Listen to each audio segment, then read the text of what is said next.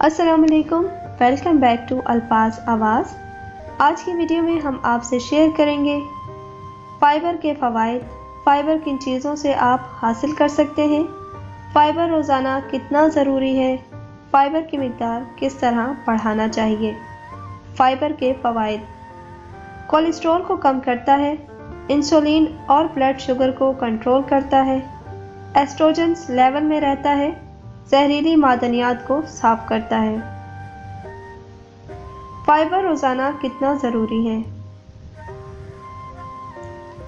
خواتین کے لیے 35 سے 45 گرام فائبر لینا ضروری ہے۔ زیادہ تر خواتین روزانہ تقریباً 13 گرام فائبر کا استعمال کرتی ہیں۔ مردوں کے لیے 40 سے 50 گرام فائبر روزانہ لینا ضروری ہے۔ فائبر کن چیزوں سے حاصل ہوتا ہے؟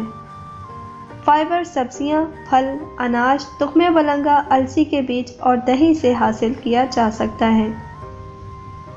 فائبر کی مقدار کس طرح بڑھانا چاہیے؟